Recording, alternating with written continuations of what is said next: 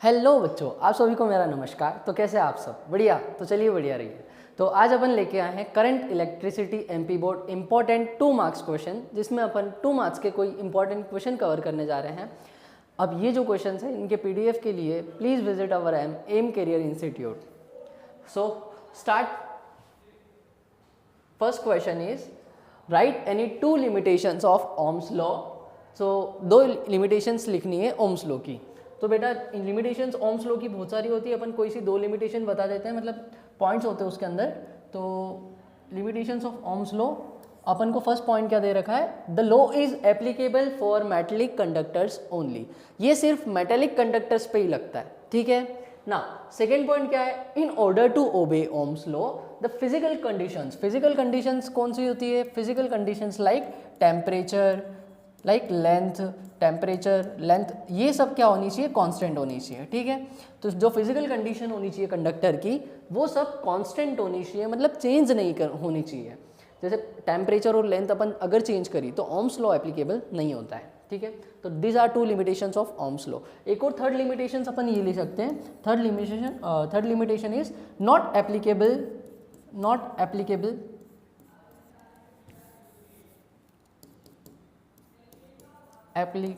For non linear object. इसकी का भी वही मतलब होता है, नॉन लीनियर ऑब्जेक्ट, ठीक है। नॉन लीनियर मतलब क्या है? जिसमें लेंथ वेरिएशन शो कर रही है, कांस्टेंट नहीं है। नॉन लीनियर ऑब्जेक्ट्स के लिए ये नहीं लगता है, ठीक है। So this was the third point. Now question number 2 क्या बोल रहा है 2 मार्कर में? क्वेश्चन नंबर 2 अपन नेक्स्ट पेज पे डिस्कस करेंगे, ये वाला क्वेश्चन जो है, ठीक है। तो क्वेश्चन नंबर 2 केवीएल का क्वेश्चन है। Kirchhoff's second law, Kirchhoff's voltage law भी जिसको बोला जाता है, राइट, किरचॉफ्स वोल्टेज लॉ, ठीक है। ये डायरेक्ट क्वेश्चन आता है। तो इसमें क्या होता है, किरचॉफ्स लॉ क्या बोलता है, अकॉर्डिंग टू दिस लॉ, ऐसा का ऐसा आपको स्टेटमेंट लिखना है, ठीक है। According to this law the sum of the voltages around a close loop in any circuit must be equal to 0, ठीक है। मतलब क्या बोल रहा है ये कि जो अपना जो सम है पोटेंशियल का वो कितना होना चाहिए? 0 के इक्वल जाना चाहिए, ठीक है। कब? वो क्लोज लूप में। ये बात बहुत इंपॉर्टेंट है कि क्लोज लूप में सम ऑफ पोटेंशियल कितना होता है? 0 होता है सब पोटेंशियल को मिला के। This is consequence of charge conservation and conservation of energy. तो एक एमसीक्यू ऐसा भी आता है जिसमें पूछता है कि KVL is in consequence of which law. तो ये किसका कंजर्वेशन होता है? कंजर्वेशन ऑफ एनर्जी के बेस पे होता है, ठीक है। ऐसा क्वेश्चन आता है। अब अपन समझते होता है क्या इसमें। देखो, अगर इस डायग्राम को समझे तो ये डायग्राम क्या बोलना चाह रहा है, मैं इसको इधर ड्रॉ करता हूँ, ठीक है। ये अपने पास में एक 4 पॉइंट दे रखा है। कौन कौन सा? P point, Q point, R point और S पॉइंट, ठीक है। अब इसमें क्या लगाया अपन ने? रजिस्टर लगाया है, ठीक है। अपने पास में क्या है? यहाँ पे रजिस्टर है। ये मैंने 4 रजिस्टर ड्रॉ कर लिए, ठीक है। अब इन 4 रजिस्टर के अक्रॉस कुछ वोल्टेज ड्रॉप आएगा जो कि अपन निकालते हैं, ठीक है। तो मान लेते हैं मैं यहाँ से चला और मैंने यहाँ से किरचॉफ्स लॉ लगाया, ठीक है। किरचॉफ्स लॉ क्या बोलता है? किरचॉफ्स लॉ बोलता है, मान लेते हैं अपन P से स्टार्ट कर रहे हैं, तो वोल्टेज ड्रॉप अक्रॉस PQ कितना आएगा? वोल्टेज P से Q तक, ठीक है। अब वैसे अब मैं कहाँ पहुँच गया? Q पे ना। Voltage drop across Q to R पे जो वोल्टेज ड्रॉप आएगा अपन को वो लिखना है, voltage drop across Q to R। ऐसे ही R से S तक जाएंगे तो voltage drop across R to S, then S से P तक जाना है तो voltage drop across S to P। इन सब का जो सम होगा वो 0 होगा। कब? क्लोज लूप में। ये अपना क्लोज लूप कंप्लीट हो गया, मैंने P से स्टार्ट करा था और अपन P तक वापस आ चुके हैं, ठीक है। तो voltage drop PQ, QR, RS and SP, total जो वोल्टेज ड्रॉप है उनका सम 0 के बराबर होगा। ये ऐसा ही बोल रहा है, ठीक है। तो ये होता है अपना किरचॉफ्स सेकंड लॉ। ये इंपॉर्टेंट क्वेश्चन है, वापस डिस्कस कर लेते हैं। Right ohms law. So third question is right Ohm's law and draw the graph between voltage and current.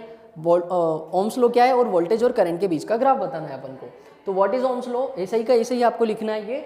If the physical conditions of any conductor are remaining constant. Physical condition अभी जैसे अपन ने बात करी थी, temperature और length को अगर मैं कांस्टेंट रखता हूँ तो क्या है? Then current through which the current which flows through the conductor is proportional to the potential difference applied across the ends of the conductor। मान लेते हैं कि वायर है, वायर एक कंडक्टर होता है, इसमें करंट फ्लो कर रहा है I, ये पॉइंट है A और ये पॉइंट है अपना B, ठीक है।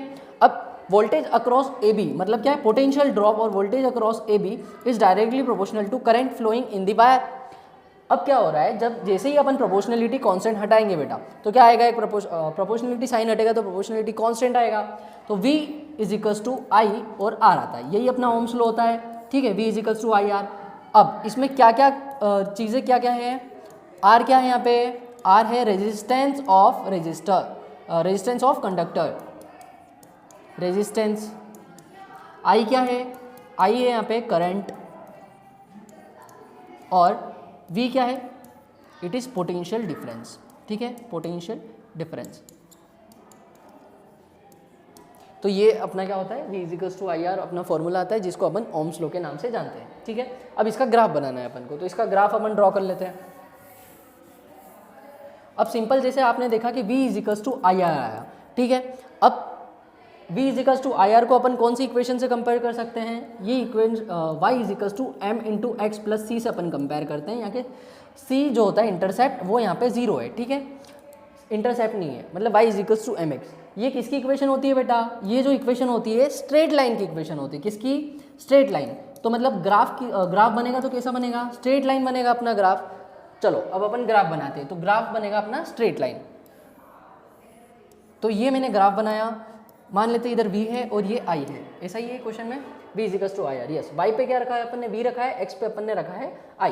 तो अपना M मतलब क्या है, स्लोप, स्लोप किसको रिप्रेजेंट करेगा, R को।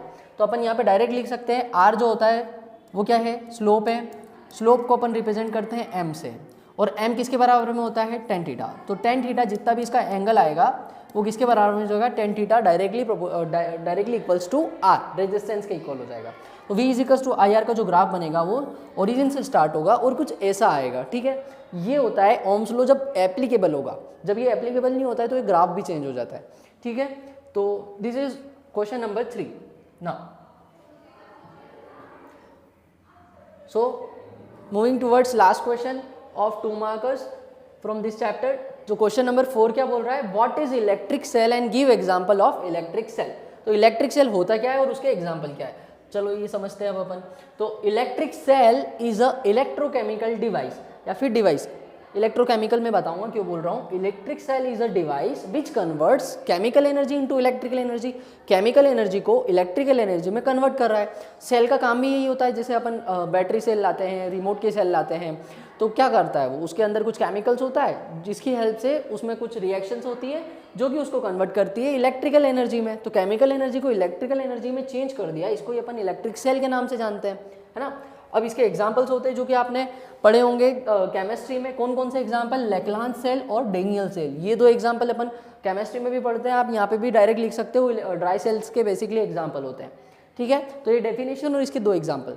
अब इसमें इंपॉर्टेंट बात क्या है, इंपॉर्टेंट बात ये है कि कॉम्बिनेशन ऑफ सेल को अपन बैटरी बोलते हैं। क्या, कॉम्बिनेशन ऑफ सेल, जैसे अपना एक से ये सेल बनाया, ये सेल बनाया, तो 2 और मोर देन 2 सेल्स क्या रिप्रेजेंट करेंगे, ये इसका पॉजिटिव टर्मिनल, ये इसका नेगेटिव टर्मिनल, ऐसे ये पॉजिटिव, ये नेगेटिव, पॉजिटिव नेगेटिव। अब मोर देन 2 सेल का कॉम्बिनेशन हो रहा है तो अपन इसको बैटरी बोलेंगे। मतलब क्या है, combination of cell, combination of cells will produce क्या, बैटरी, ठीक है। बैटरी में क्या होता है, अपन ने देखा है घर पे भी जो बैटरी रहती है उसमें क्या होता है, 2-3 सेल लगते हैं ना, वो जो टॉर्च आती है जो कि अपन खेतों में भी इस्तेमाल करते हैं, उसमें 2-3 सेल लगाते हैं जिसको अपन बैटरी बोलते हैं, ठीक है। तो this was the question which is asked, so this was our last question.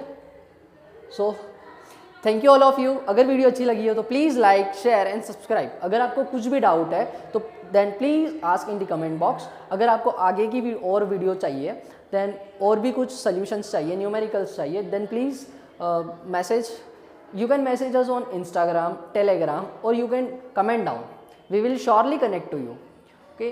और इसके PDF को एक्सेस करने के लिए please visit our app which is M career institute from the play store.